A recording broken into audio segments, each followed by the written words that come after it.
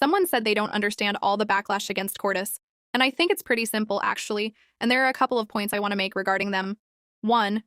Big Hit have consistently debuted with an authenticity that does not feel performative. It could be, but it doesn't feel like it. I'd say you'll find a degree of this in every hype group, but especially the ones at Big Hit. And of course, different fandoms are threatened by that when their faves lack so heavily in authenticity, which is why I find the comparison between NewJeans and Cortis to be so ironic. Because NewJeans' quote-unquote authenticity and quote-unquote relatability was very performative and commercial. And I don't mean this derogatorily, I just mean it in the most literal sense that NewJeans might just be Hybe's most manufactured group. By definition, Industry Plants and Katseye comes in as a close second to that. Again, literally speaking, not derogatorily. I mean, a lot of people are superficial and basic down to their bones to the point of enabling and or promoting very blazingly obvious tokenism and genericism in the industry. And being a generic act means being dispensable in the grand scheme of things, and that results in being easily replaceable. People supporting the most tokenized acts in the industry is so profitable because of fans like them. And in an industry as generic and conformist as K-pop, it was rather easy for Hybe to carve out a distinction between them and the big three. And all they had to do was give their group slightly more freedom than others with the industry. Big three stans hate Hybe and everyone under them. And whether anyone admits it or not, boy and girl group fans know this about themselves, which generally speaking makes these fans act in really insecure ways even when they're fans of the most popular groups. An inferiority complex that makes people be overly defensive even when they're not actually being antagonized, which is why pussy-ass fans call any kind of critique or criticism of their faves hateful. And this is why no matter how anyone feels, I'ma talk my shit. And why ultimately every hype group to debut with even very achievable success like Cortis will be treated disproportionately. 2. People don't know and or don't understand intersectionality because critical thinking, unfortunately, is not common sense. Every single person who's mentioned Cortis' emulation of African-American culture was not being mean about it. They were just being honest, so people feeling the need to defend Cortis from the truth is silly as hell. The Cortis members are well aware of who their music derives from. They're not getting defensive about it, so why are you? There's not a single K-pop group that I can think of who has not utilized African-American musicality, artistry, vernaculars, dance, and fashion to some degree, and Cortis is no exception. The difference is Cortis, just like TXT and BTS before them, while admittedly does have a history of miseducation, have always credited African-Americans or Black people in general. Which, practicing this acknowledgement and respect, not just saying it, is what defines the difference between inspiration and appropriation. It's all emulative imitation. But there's a difference between inspiration and appropriation, and big hit groups exhibit this difference, and this is why groups who have done the same, like ATEEZ and P1 Harmony, are so often associated with, aligned with, or compared to big hit groups. They've actually taken the time to study their sources and work intimately with the people. The appreciation for African-American artistry is literally the foundation for Big Hit. That's something Bang PD unashamedly expressed very early on in BTS's career, when he was the CEO of the label, and why BTS is formed around their rap line. Namjoon, J-Hope, and Yoongi. TXT was originally supposed to be a hip-hop and R&B-based group. Synth pop and contemporary R&B are the consistent sound that they've utilized and are genres. Especially Taehyun has expressed wanting to have more of an individual focus on. Taehyun and Moas were literally being bashed like 2 months ago because he very honestly, very simply stated Black people's music being an inspiration for them. 힙합을 연습을 시켰어요. 원래 블랙뮤직에 기반을 두는 회사긴 했어서 그래서 저희도 그런 힙합 R&B들 위주로 연습하고. Because Black people are so heavily marginalized when Asian idols express any kind of respect or attraction towards them and their art, racist-ass K-pop fans take it upon themselves to humble Black people. I have a very distinct memory of Nicki from ENHYPEN saying his favorite superhero was Black Spider-Man aka Miles Morales, and then fans tried to mistranslate what he said by saying that he actually meant Venom, aka Eddie Brock's white ass. Never mind the fact that Nicki, as well as Jake and Heesung, have worn Black is Beautiful and Black Lives Matter merch, or that Nicki's greatest inspiration for dance, music, and fashion are Michael Jackson, Jay Blaze, and CJ Sire, who are all Black and even African-American to be specific. All this on top of the fact that Cortis, like BTS, is different than the average K-pop group, because they're not just being given their songs to recite like the alphabet. Cortis actively participate in their music. They're not a group like Katseye, NewJeans, aespa, Rise, or All Day Project, whose teams are supposed to have a clear and coherent idea for how they as a unit will sound and look, because their teams are in charge of every single thing they put out as a group, while groups like Cortis, BTS, Stray Kids, ATEEZ, and G-Idol still have people they answer to, but have vastly more creative freedom. Inherently, their rookie stage has a learning curve where they need to figure out their sound as artists, because they are artists, they're not debuting with the expectation of perfection, which is why I cannot take any K-pop fan who holds any animosity towards or prejudice against Cortis for their work seriously. Them bitches can't be for real, because those same K-pop fans are 100% supporters of at least one idol or group who has not and will never do the bare minimum of what big hit groups continue to. That's why I think the comparison to them and NewJeans is foul as hell. NewJeans are no longer rookies at this point, haven't done what Cortis has in this regard, but have utilized African American culture so much more.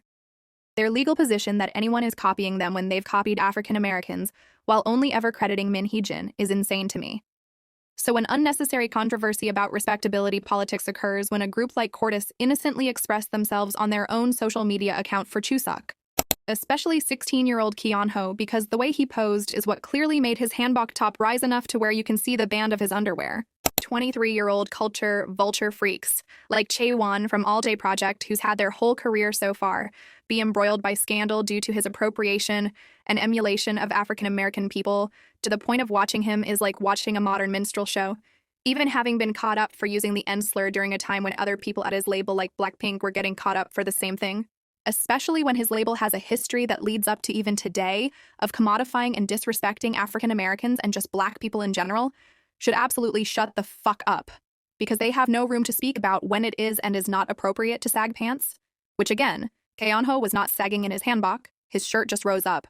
Chaewon sags regularly, religiously even, to where they're completely off his flat ass. And Chaewon's acknowledgement of there supposedly being a time and place for sagging means he absolutely recognizes how he's using African American culture as a costume he can take on and off when he is most comfortable. The audacity of a group like NewJeans to legally dispute that anyone is copying them like anything about them is original, or the audacity of losers in a position of influence like Chaewon from All Day Project to comment in ridicule of anything Cortis is doing is pure stupidity and is an ignorance that's rotten now and will age like shit. Under a post I made about Katseye's proximity to whiteness that icons like to deny exists, someone made this comment. Keep in mind, all I said was that Megan and Mano look half white like they are, and Danny is white, while being just as much ethnically European as she is Latina, even reposting her explaining that very thing. Not only am I Latina, but I'm also European. My dad's side is German, Spanish, Italian, Venezuelan, and then my mom's side is just all Cuban. Fun fact. I am Italian. Which, I don't know why this was a fun fact for anyone. She clearly has an Italian name and even looks Mediterranean. I even said that she looks like a long-lost Calogera's sister who also look like Mediterranean women, because that's what they are. So, I don't understand icons being in denial about this. And back to this comment. In the West, Katseye is actually indistinguishably diverse in comparison to other pop girl groups that have come out in the last 2 decades. Katseye would have been better off an actual K-pop group, because K-pop groups do not look like them the same way Western pop groups do not look like NewJeans. Katseye would be pushing boundaries if they were a K-pop group, because though Asia is predominantly homogeneous, mixed Asian people, black peoples, and Latin people still exist in Asia and often go underrepresented and stereotyped in Asian media. Katseye as a K-pop group could have defied that. Because on the other hand, they are actually average for what Western pop girl groups bring to the table, in terms of diversity and marketability. Katseye's take on diversity is not at all a new or original concept in the West, especially not the United States, where Katseye is based in. K-pop fans who are just so used to seeing monoracial Asian groups think Katseye is different in this regard when they're not. I'd say since the original release and meteoric rise of the Bratz dolls, it's a social expectation for pop girl groups to be multi-ethnic and multiracial. The last girl group I think who really pushed social standards in my opinion was Fifth Harmony, because most of the group was not extremely thin, were queer, their financial and social media status didn't matter for them to debut some of them, even coming from non-wealthy backgrounds.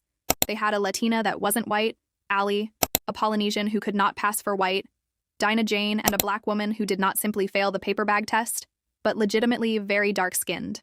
Katseye is not touching that kind of defiance of social standards when the darkest member, Lara, is medium-toned at most. Majority of the members have gotten major or minor work done to conform to beauty standards. All of them are very, very thin, to the point where all 6 of them are shaped more alike than unlike. All of them come from well-off or wealthy backgrounds, and half of them look mixed with white or are white. Megan, Mano, and Daniela. Are Katseye diverse? Yes, very, very much so. Are Katseye actually pushing boundaries? Or are they actually unique in comparison to other current or past Western pop girl groups? No. Because while Katseye is diverse, their diversity is still very palatable in the West. And from a social political standpoint for a group heavily dependent on social politics, in comparison, they're a regression from what Fifth Harmony was, and in comparison to Western pop girl groups in general, they're just the status quo. If anything, they're showing brands exactly what they figured out well over 20 years ago at this point. And that is that people are so insecure, easily pleased, easily entertained, and desperate to see themselves on screen, that tokenism will socially be treated like it's not tokenism, and will always be enough to make millions off of. Groups like Twice, while fitting Korean beauty standards as unambiguous Asian people, couldn't possibly fit Western standards and have no proximity to whiteness at all. Who can't even speak English for real could break more barriers in Western society than a group with a close proximity to whiteness like Katseye. Asian people are some of the smallest, if not the smallest, racial demographic in the West, so BTS breaking out in the Western industry with so much recognition is insane, not just because they're popular, but because they are publicly in solidarity with Black people, the very most discriminated against racial group in America, along with Indigenous people, but also because all of BTS do not fit Western beauty standards by being unambiguous Asian people. Hell, half of them don't even fit Korean beauty standards either. In order for a girl group to accomplish what Katseye says they want to, what icons think Katseye is doing, they would have to be the visual equivalent of BTS or Twice in the West, because that's how we take progressive steps in the right direction, and how to break boundaries. And that's exactly what I mean, at least when I say I want diversity in the media. I don't want digestibility. I want something that's gonna make bigots choke. 'Cause we brothers gotta look out for our Nubian sisters. What the hell is he talking about? He ain't black. You are from Korea.